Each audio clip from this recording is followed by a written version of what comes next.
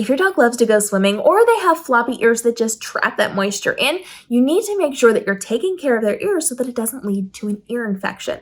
Now, I've been a dog parent for most of my life. We've tried lots of iterations on how to take care of dogs' ears, and a lot of them have worked, and they've worked differently for different dogs.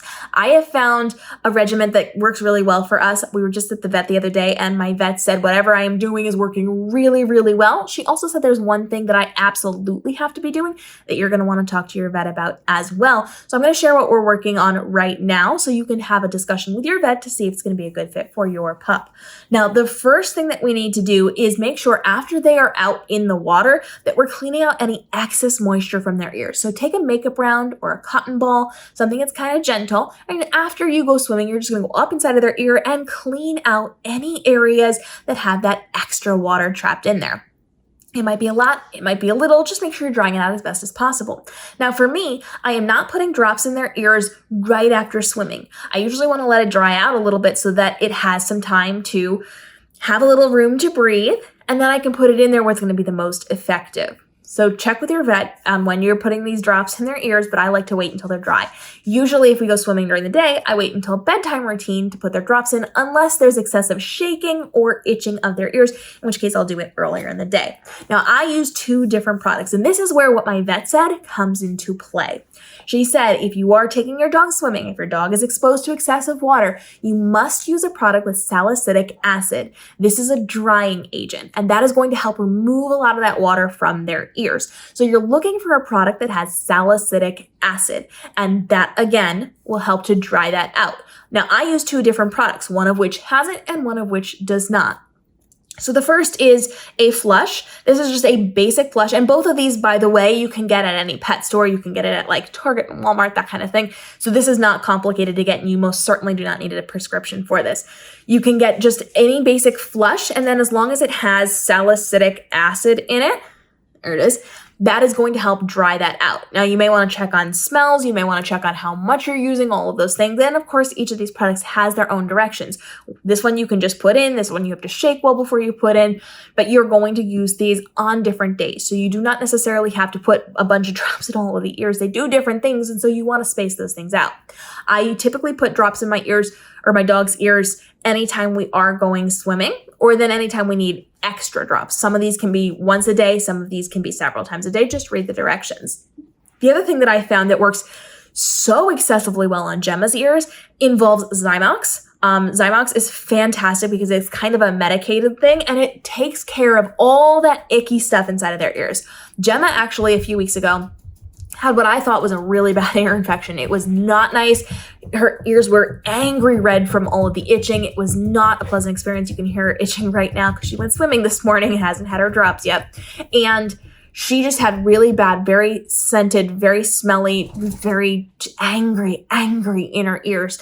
And I went to the store and I got Zymox because I couldn't get into my vet for like a solid month. And one more reason we're leaving my vet and going somewhere else. So I went to the pet store and I got Zymox. Zymox did not work super well on some of my previous dogs, but my gosh, I only had to use it 2, I think maybe 3 times. I think it was really good by the time I got to the 3rd time. And it just cleared everything up. It took it all away within a couple of days. It was magnificent. I didn't even use it, like I did it every once in a while. It was a couple days in between each set. It works so well on Gemma's ears, and it's working really well on Lucy's ears as well. So I am rotating between these things. This is, again, my drying agent. So this is made kind of to flush out all of that wax and all of the gunk and the debris in their ears and help to dry it out on the inside. When you add it to their ears, you're going to squish it around, and my goodness, it will sound squishy. Please don't panic. Just kind of do that. You can also go in with that makeup round afterward and just kind of tap off the outside. You do want it to be down in their ear, but you can kind of remove the things up on the outside. And then the Zymox, you're going to do on a different day. It is not going to be the same thing. This is a little more medicated. This is to help break up a lot of that like wax and the debris and to heal the things on the inside. It is soothing for them. So it's going to help calm down like inflammation if they're itching, all of those things. And it's worked really well. I do not do these every single day. If we're not going swimming, I don't necessarily need to put it in there unless I'm seeing icky stuff or I'm smelling icky stuff or they're excessively scratching.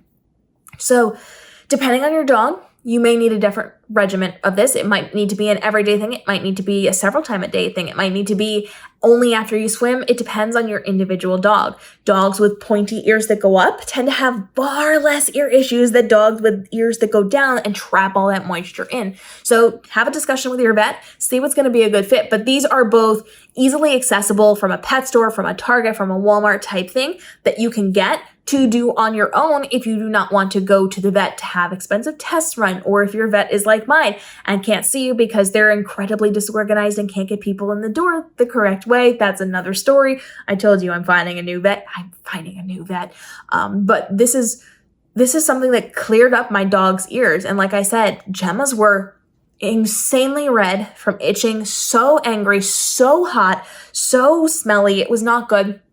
And the Zymox alone cleaned it up after 2 uses. And that third use was just like, let's just maintain it. Let's just make sure everything's good. I've not had a problem with it since. And I don't put it in every day. I put it in once in a while, only when needed. And it works wonders. It did not do the same for my previous dogs, but it is for these dogs. So I will take what I can get when I can get it. And then the salicylic acid inside of whatever cleanser that you are using is going to help as a drying agent. So just make sure you have that somewhere along the lines, no matter what you are doing in your dog's ears. And as always, check with your vet before you go doing things. You can usually email them or call them if you don't want to go in for an appointment, and have those conversations to make the best decision for your dog.